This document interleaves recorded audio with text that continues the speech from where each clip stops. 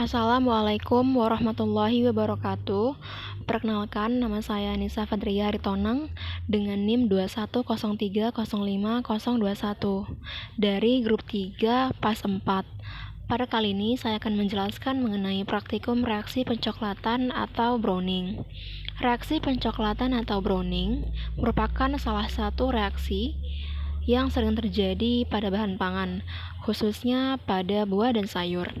Reaksi pencoklatan atau browning dapat dibedakan menjadi dua macam, yaitu reaksi pencoklatan atau browning enzimatis dan reaksi pencoklatan atau browning non-enzimatis. Reaksi pencoklatan atau browning enzimatis adalah reaksi pencoklatan yang terjadi karena adanya pengaruh aktivitas enzim, yaitu enzim polifenol oksidase yang mengkatalis proses oksidasi antara oksigen dengan senyawa polifenol yang terkandung dalam buah dan sayur. Proses oksidasi inilah yang akan menyebabkan terjadinya perubahan warna menjadi warna coklat. Sedangkan reaksi pencoklatan atau browning non-enzimatis adalah reaksi pencoklatan yang terjadi tanpa adanya pengaruh aktivitas enzim.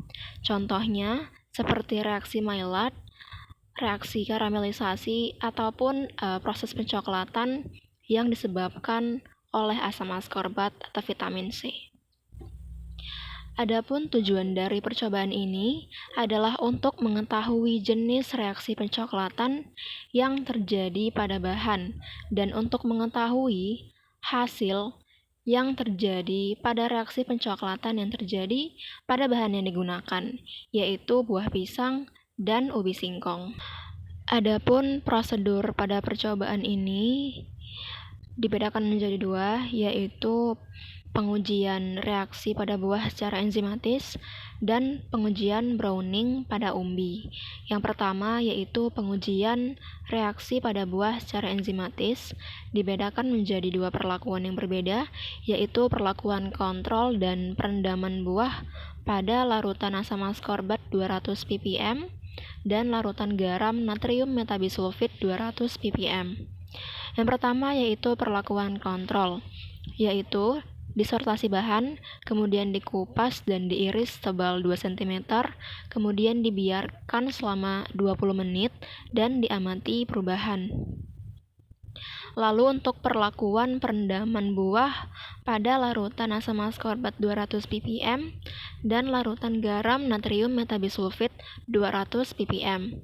Yang pertama disortasi bahan, kemudian dikupas dan diiris tebal 0,5 cm dan dibagi menjadi dua bagian. Kemudian direndam dalam masing-masing larutan, yaitu larutan asam askorbat 200 ppm dan larutan natrium metabisulfit 200 ppm selama 30 menit.